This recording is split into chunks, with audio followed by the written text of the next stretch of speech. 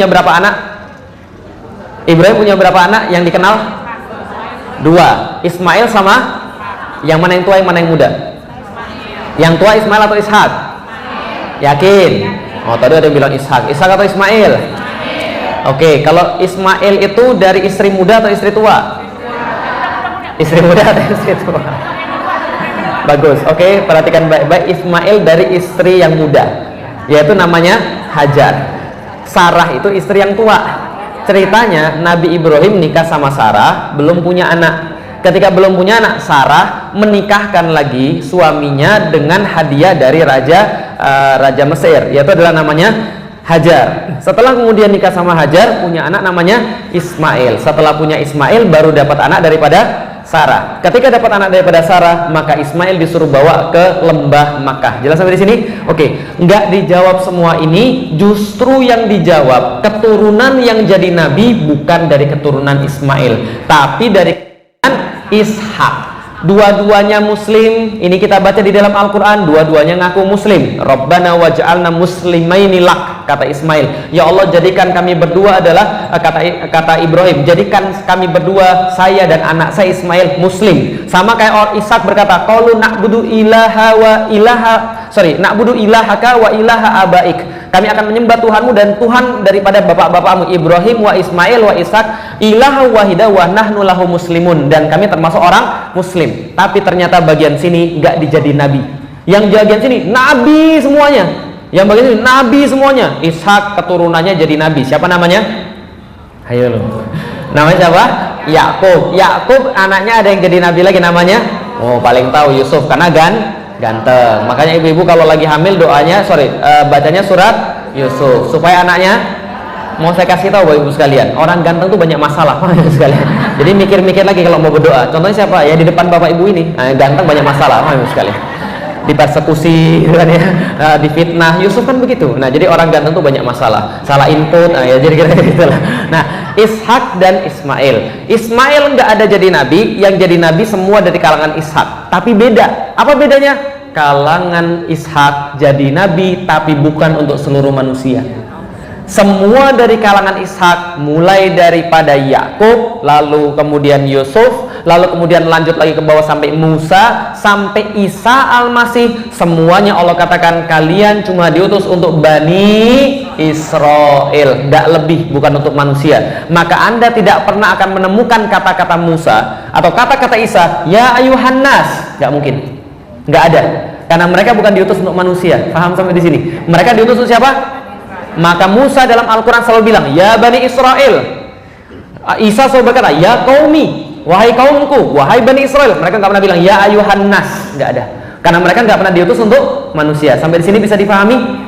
Tapi dari jalur ini kosong sama sekali, nggak ada nabi, ratusan tahun nggak ada nabi, bahkan kemudian terus menerus selama lagi tahun nggak ada nabi. Saking nggak ada yang ngingetin lagi tentang fungsi nabi, tentang Allah, sampai Ka'bah jadi tempat pusat penyembahan berhala.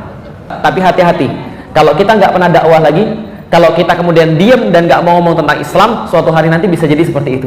Kalau kita nggak dakwah, anak-anak kita nggak tersentuh dakwah, kita nggak peduli sama sekali tentang generasi muda, ada masanya kasusnya kayak Ka'bah, tempat penyembahan terhadap Allah Subhanahu wa Ta'ala, tiba-tiba berubah jadi tempat penyembahan berhala. Kenapa? Gara-gara nggak ada nabi. Itu kondisi Mekah ketika dibiarkan nggak ada dakwah. Tapi memang itu sudah qadarullah. Allah kemudian tidak kemudian menurunkan dari Ismail untuk mempersiapkan satu orang istimewa.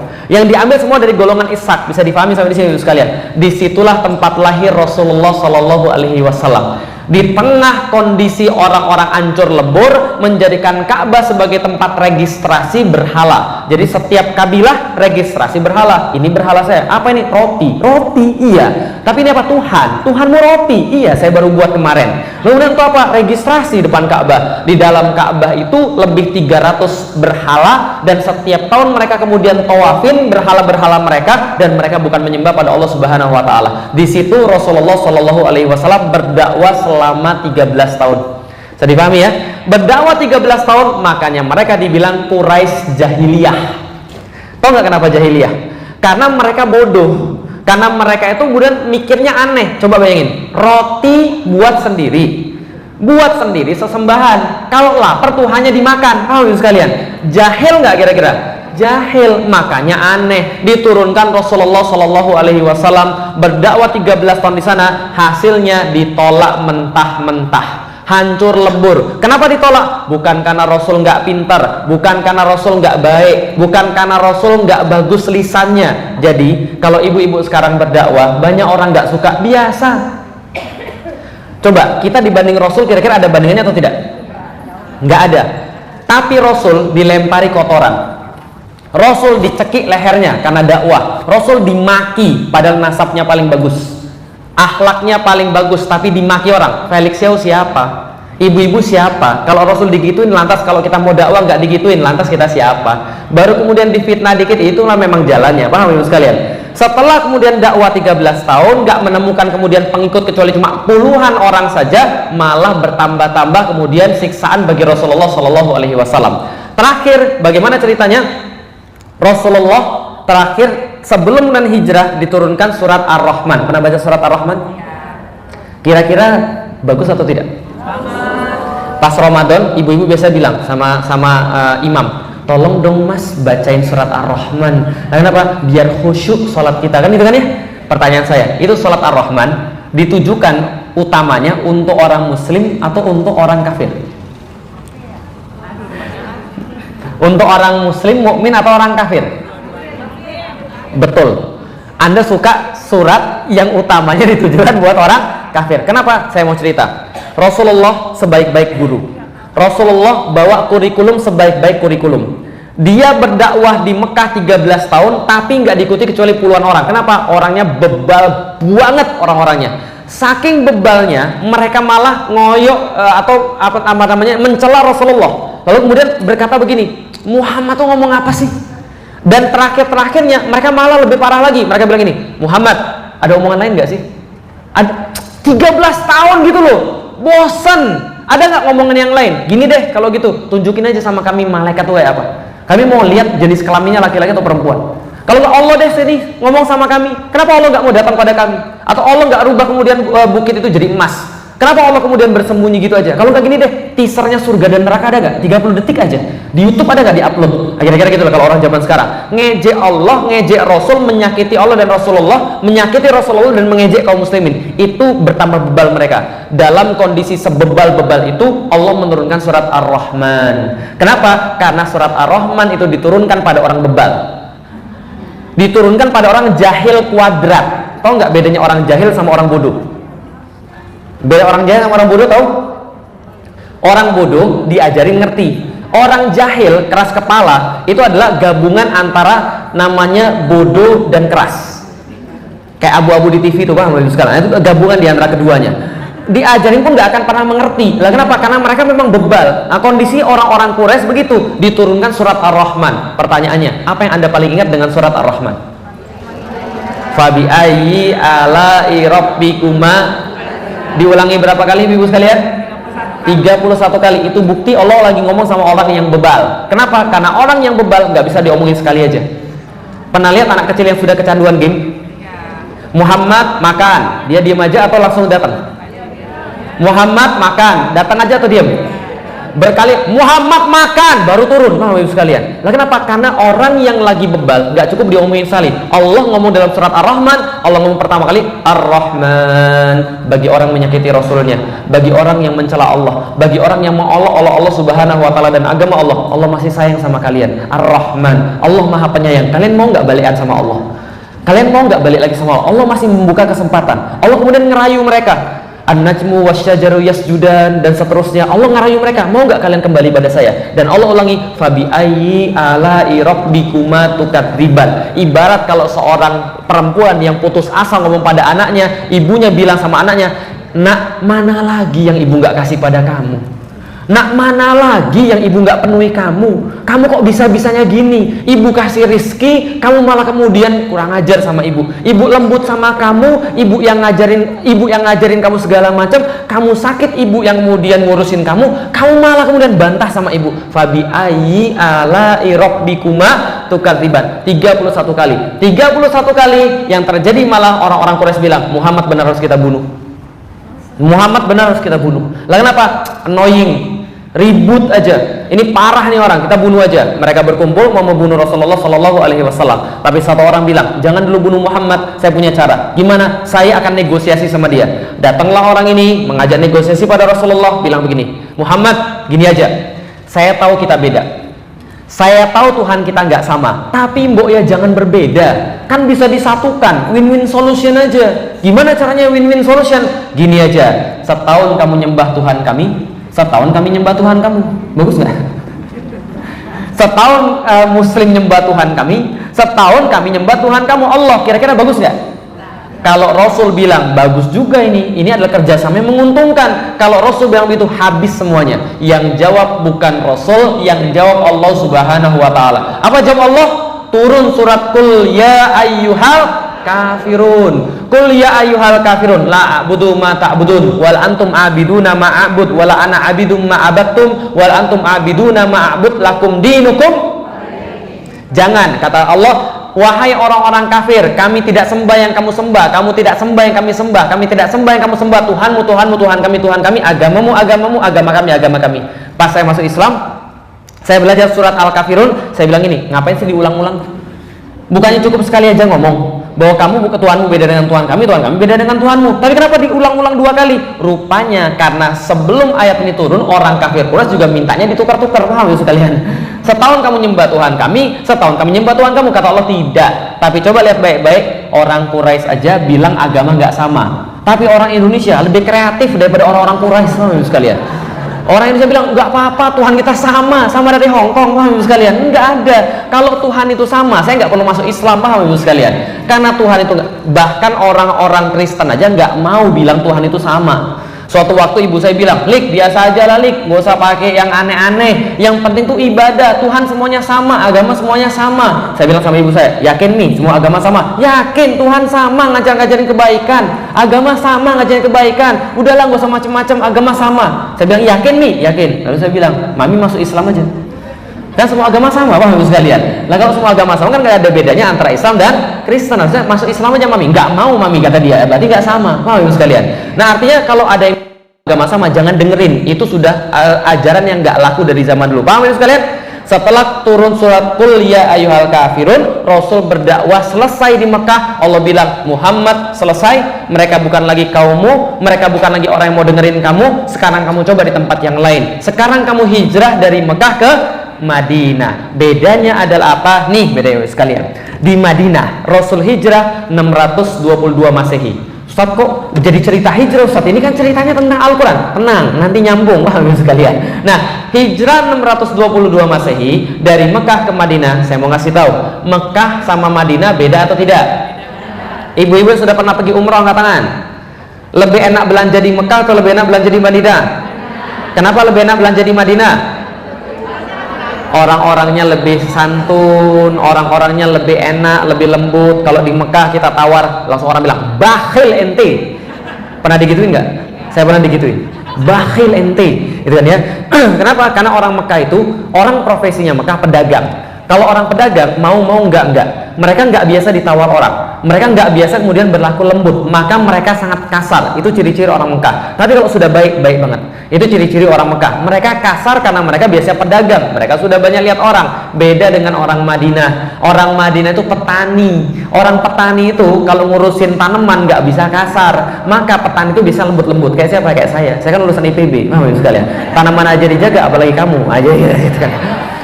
Orang Madinah lembut-lembut. Ketika orang Madinah lembut-lembut menerima Rasulullah Shallallahu Alaihi Wasallam, mereka tidak hanya lembut, tapi orang Arab di Madinah, mereka tidak hanya petani yang mereka lembut, tapi mereka sudah biasa bersentuhan dengan orang Yahudi. Karena orang Yahudi nggak mau tinggal di Mekah. Lah kenapa? Di Mekah sudah saya jelasin penyembahan berhala. Mereka nggak suka. Orang Yahudi, orang Nasrani banyak tinggalnya di kota Madinah. Dan orang Yahudi itu terakhir kali dapat Nabi adalah Isa Al-Masih, which is, mumpung lagi di Jakarta Selatan pakai bahasa Inggris gitu kan ya, which is sekitar 600 tahunan yang lalu. Wah sekalian. Oke, lihat hijrahnya Rasulullah tahun berapa? 622. Tahu artinya 622 Masihi? Tahu artinya apa? Tahu artinya Masihi? Tahu artinya Masihi? Masihi artinya 622 tahun berlalu setelah kelahiran Yesus Kristus. Itu artinya Masih. Al-Masih itu Masihi. Berarti sekarang berapa tahun Masihi? 2000. Berarti berapa tahun setelah lahirnya Yesus Kristus? 2019 tahun setelah lahirnya Yesus Kristus. Orang Yahudi punya nabi terakhir Isa Al-Masih atau Yesus Kristus. Berarti udah berlalu berapa tahun sampai Rasul hijrah ke sana? 622 tahun kosong nabi. Bisa dibayangin ya, 600-an tahun kosong nabi. Mereka menanti nabi yang baru. Biasanya mereka dari awal semenjak zamannya Nabi Ishak, tiap kali nabi satu wafat ganti nabi yang lain. Tapi nggak ada nabi setelah 600 tahun. Kenapa? Kelakuan mereka parah. Ada nabi nggak suka dibunuh, ada nabi nggak suka dicela, ada nabi nggak suka disiksa. Itu kelakuannya Yahudi. Maka Allah tunda 600 tahun, nggak ada nabi. Maka orang-orang Yahudi di Madinah ngomongin setiap hari, nanti tunggu nabi yang baru, nanti tunggu nabi yang baru. Mereka ribut sama orang Arab. Mereka bilang, orang Arab kalian ya, iya kalian memang Arab, kalian yang punya tanah ini, tapi nanti tunggu nabi kami yang baru datang. Kalau nanti kami punya nabi yang baru, kamu habis semua sama kami. Berarti percakapan di Madinah sudah biasa. Orang-orang di sana, Yahudi bilang akan ada nabi yang baru. Mereka lalu kasih tahu ciri-cirinya begini, rambutnya, alisnya, tanda kenabiannya, keluarganya, nasabnya, segala macam. Itu pembahasan umum ketika kajian-kajian orang-orang Yahudi. Paham sampai di sini? Tiba-tiba Nabi Muhammad hijrah dari Mekah ke Madinah. Dilihat sama orang Yahudi, orang-orang jamaah kajian. Mereka langsung bilang, bro, lihat. Ini nabi ini persis banget. Ya Allah, bener.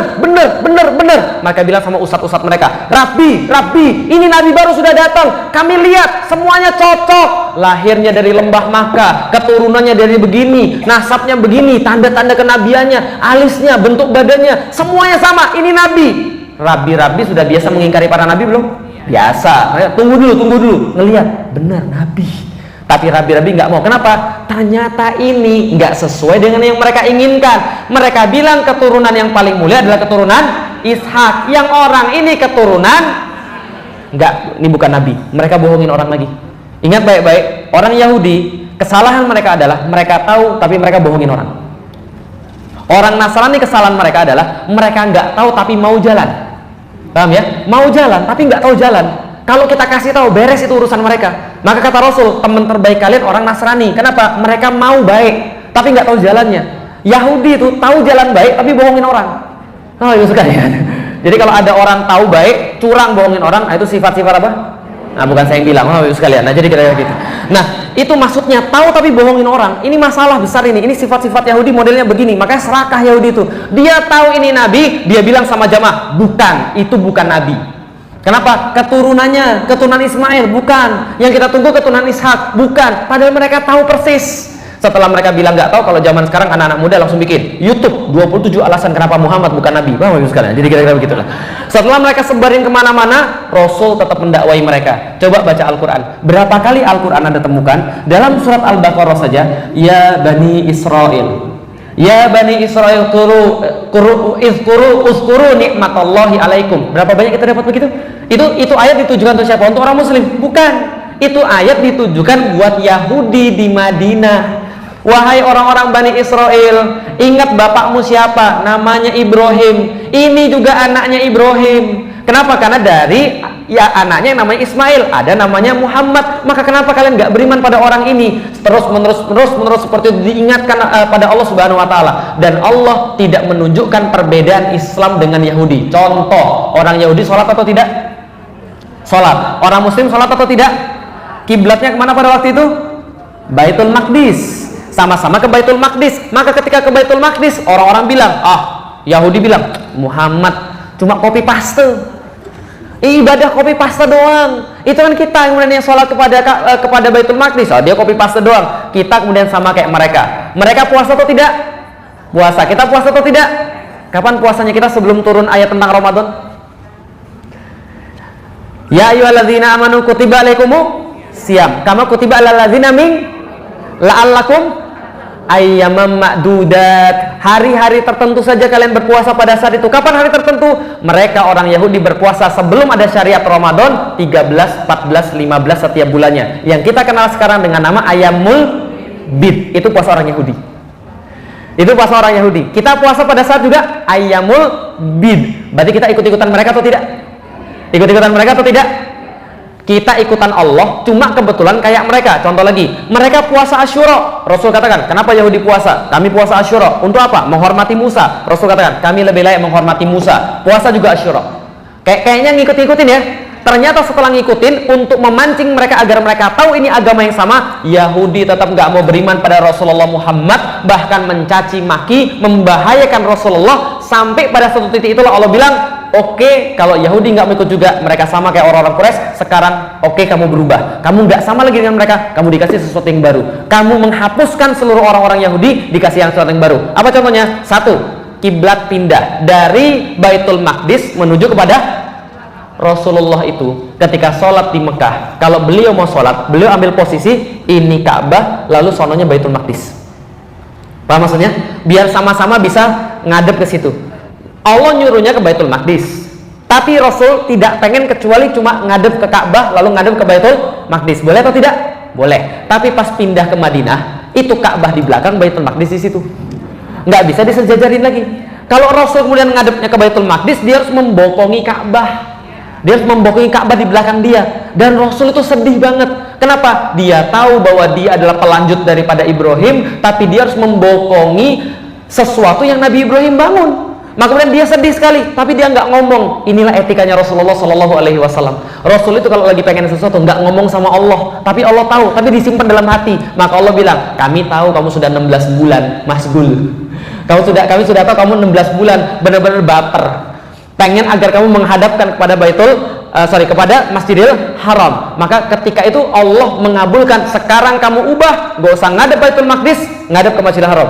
Pas sholat, Allahu Akbar, Rasul ngubah kiblat. Itu yang lain semua pas sholat. Pas orang-orang lewat, muslim lewat, bro, kiblat sudah diganti. Kebayang nggak sih imam di sono berubah di sini? Bagus sekalian. Tapi mereka bilang, tanggung rokat 3 bro. Mereka bilang gitu nggak? Kalau Allah sudah bilang sami'na, maka imamnya langsung pindah ke depan, ganti kiblat. Makanya di Madinah ada masjid kiblatain. Kiblatnya 2. Itu kiblatnya bukan dari sini ke sini, bukan dari sono ke sini. Oh sekalian, saya pernah mimpi saya sholat ngadepnya ke sini, tiba-tiba kemudian jamaah bilang, Ustadz kiblatnya salah. Loh, astagfirullahaladzim, kenapa kemudian salah kiblat? Lalu kemudian pindah ke depan. Saya pikir, oh mungkin kayak gitu lalu ketika pindah kiblat gitu kan ya. Kita kemudian langsung pindah ke depan, pindah kiblat. Dan coba tebak, Yahudi kira-kira merasa kaget atau merasa tenang? Shock. Kenapa mereka shock? Loh, kok ubah? Awalnya mereka nggak peduli. Mereka bilang, kamu agama kopas. Tapi ketika pindah kiblat, Allah katakan di dalam Al-Quran, Yahudi bilang, Muhammad, kenapa kamu pindah kiblat? Kenapa kamu pindah kiblat Muhammad? Kenapa kamu nggak pindah kiblat seperti biasa aja? Kenapa? Karena mereka sudah tahu Allah sudah nggak lagi senang sama mereka.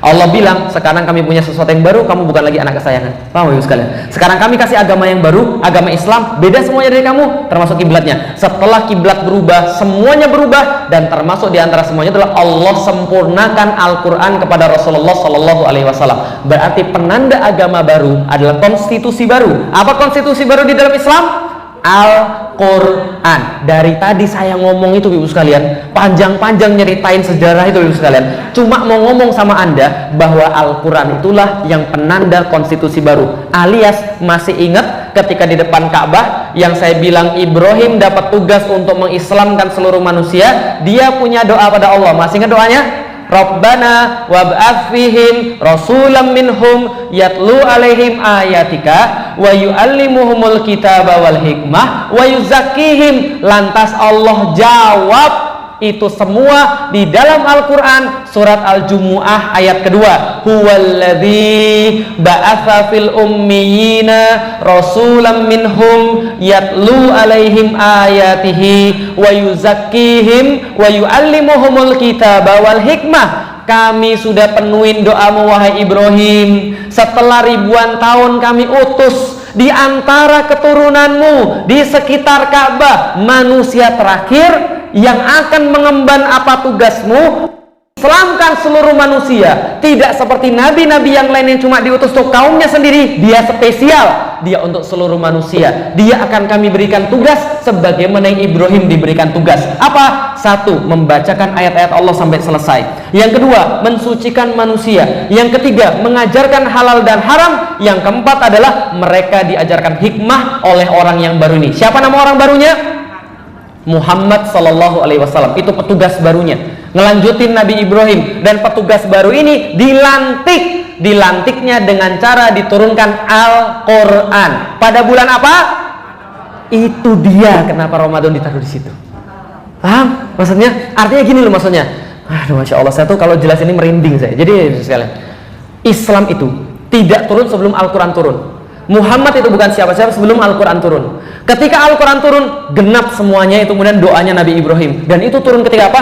Inna anzalnahu fi Lailatul Qadar. Malam Qadar itu Allah ubah semuanya. Allah berkehendak ngubah semuanya. Pada malam itu jin kabur semuanya, jin stres semuanya. Kenapa? Loh, gue biasa nongkrong di sini kok nggak bisa lagi nongkrong. Bagus sekali. Mereka bisa nongkrong di langit kan? Pas mereka mau ke langit dilempar sama meteor sama Allah. Mereka bingung, ini kenapa kita nggak bisa nongkrong? Ini cerita beneran atau seriusan ya Ustaz? Ini cerita beneran, serius.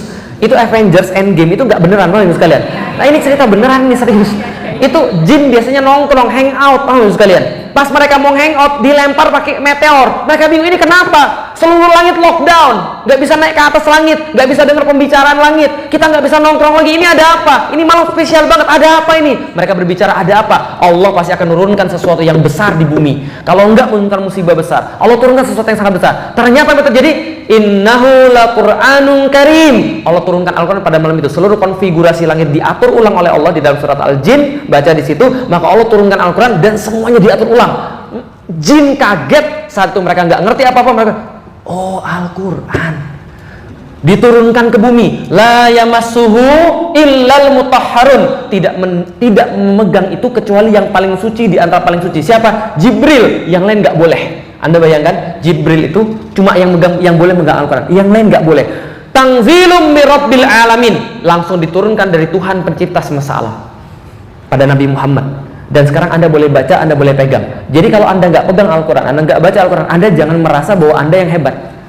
Oh, gue ini nggak pernah baca Al-Quran. Bukan Anda yang nggak pernah baca Al-Quran, Al-Quran yang nggak mau dipegang sama Anda. Paham? Itu kan ayat Al-Quran. La yamassuhu illal mutahharun, tidak dipegang kecuali oleh orang-orang yang baik. Tapi kalau kita sudah nggak baik, Al-Quran tuh malas dipegang sama kita.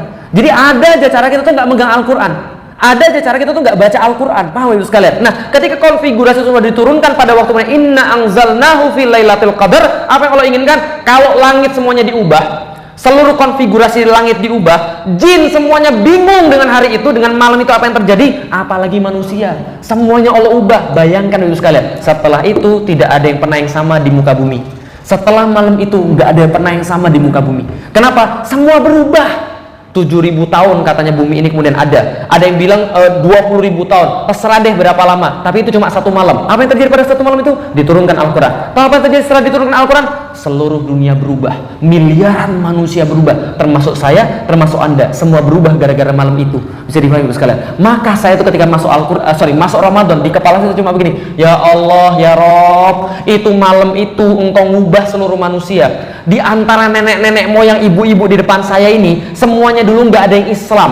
Satu titik ada nenek moyang mereka yang mau terima Islam karena hatinya bersih, kemudian mereka belajar Al-Quran. Dari mana kemudian yang diubah mereka? Dari Al-Quran. Itu yang mengubah mereka. Kapan Al-Quran turun? Di malam itu. Andai kan nggak ada malam itu, nggak ada hari ini semuanya, karena kita nggak pernah nerima Al-Quran. Paham Ibu sekalian? Saya cuma mikir begini, ya Allah, ya Rob, kalau seandainya di malam itu cuma satu titik malam, satu malam aja, Engkau mengubah seluruh manusia yang jumlahnya miliaran. Engkau kembalikan kemudian kebaikan di muka bumi ini. Engkau jadikan sebuah bangsa yang dulunya kacau balau kayak Arab itu jadi kemudian bangsa yang memimpin dunia dengan Islam. Engkau jadikan orang-orang jadi hebat. Engkau ubah seluruhnya.